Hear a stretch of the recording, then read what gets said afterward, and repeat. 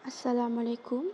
My name is Jasmine Soraya binti Hamid, matric number 2418546. Today, I'll be presenting a case review specifically on the case of Tenaga Nasional Berhad and Batu Kemas Industries Sdn Berhad, decided in 2018. Before I explain about the facts of the case, here are the parties involved. Firstly, the plaintiff is Batu Kemas Industries Sdn Berhad. The first defendant is the government of Malaysia. The second defendant is Tenaga Nasional Berhad, or TNB, which is the national electricity supplier. And lastly, the third defendant is Markas Perdana Sdn Berhad, the contractor appointed for highway construction works. Moving on to the summary of facts, Batu Kemas owned a factory in Perak producing calcium silicate bricks. This factory relied heavily on automated hydraulic and electronic machinery, and TNB was the electricity supplier. In 1997, the Public Works Department appointed a contractor to carry out construction at the 106 km rest and service area along the Ipoh to Kuala Lumpur highway.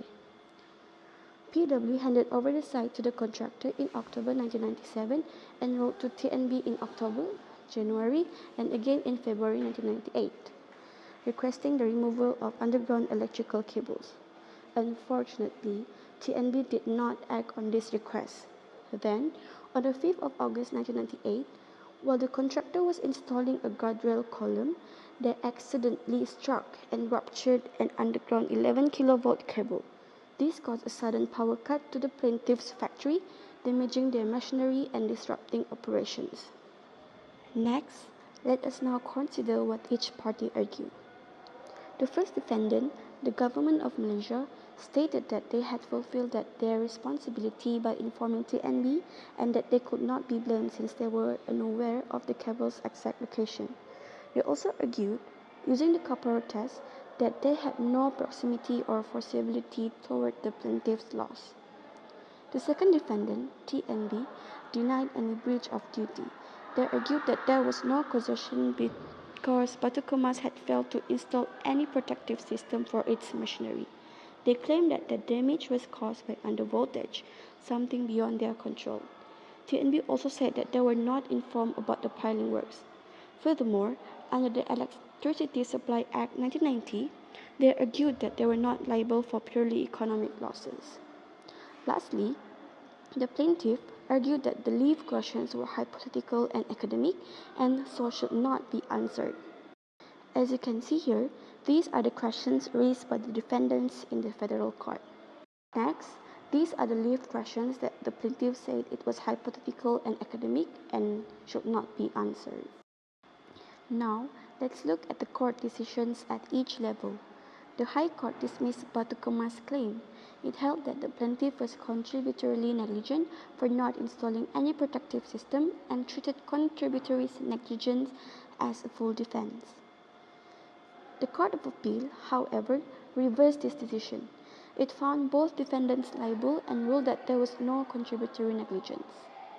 Finally, the Federal Court gave a balanced decision. It agreed that the defendants were negligent, but also found that Batu Kemas was partly responsible for not protecting their machinery. Therefore, it held that the defendants were liable for 2/3 of the damages, with 40% by the government and 60% by TNB. Importantly, the court clarified that under Section 12 Clause 1 of the Civil Law Act 1956, contributory negligence is not complete defense. The court also ruled that only losses connected to physical damage could be recovered, not pure economic losses such as lost profits, penalties, or loss of goodwill. Why the case is significant? In my opinion, this case is significant for two reasons. First, it confirms that contributory negligence does not remove liability entirely. Second, it confirms that pure economic loss is not recoverable unless it is directly connected to physical damage. Here, we can look at the case of Shahrizan bin Sudirman and another's and Abdul Rahman bin Bukit and another.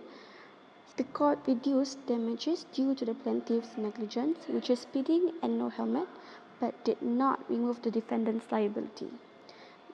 That illustrates that contributory negligence does not eliminate liability. Then we have Simaan General Contracting Company and Pilkington Glass Limited number 2. The claim by the plaintiff was denied as there was no physical damage to property belonging to the plaintiff. This shows that pure economic loss is not recoverable if not connected to physical damage. Several legal principles were applied. Firstly, duty of care. In Donohue and Stevenson, Lord Atkin established the neighbor principle, which is a person must take reasonable care to avoid acts or omissions that could forcibly harm others. Next, the case of Caparo Industries plc and Dickman. It established the Caparo test, which we need to look if it is foreseeable, was there sufficient proximity between the parties, and is it fair, just, and reasonable to impose duty of care.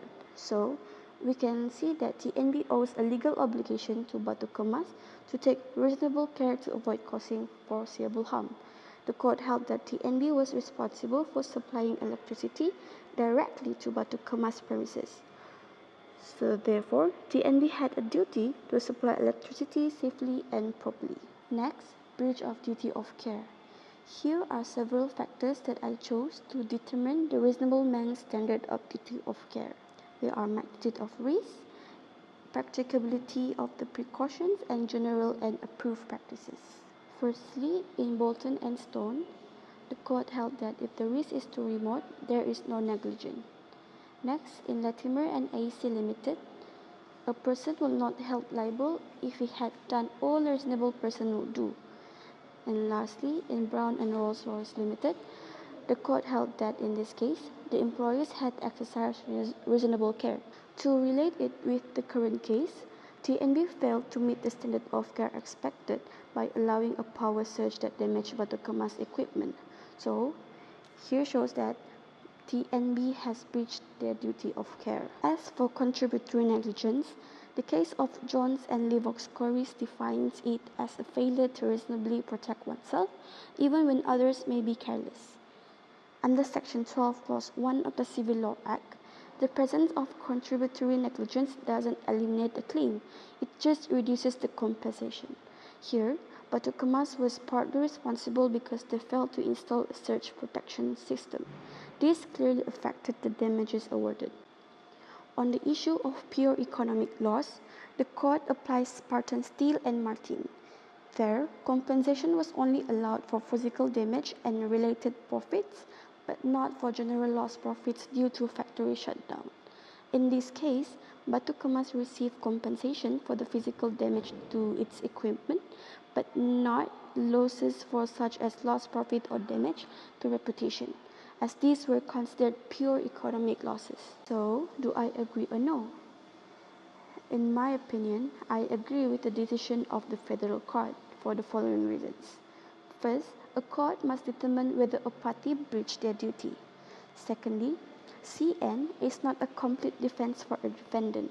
And lastly, pure economic loss is not recoverable unless connected to physical damage. Next, I will compare the present case with similar cases, but I will just focus on CN. So, in the case of Chris Angsana Sendran Berhad and Yu Sim Chuan, there are a similar situation occurred. A construction dispute where both parties were at fault. The court found that both sides contributed to the damage and applied contributory negligence, reducing but not removing liability. Since to determine CN, we need to consider two elements. So in this case, for foreseeability, it was foreseeable that construction activities could cause damage to nearby property. Both parties should have anticipated that improper precautions might lead to harm. Secondly, causation.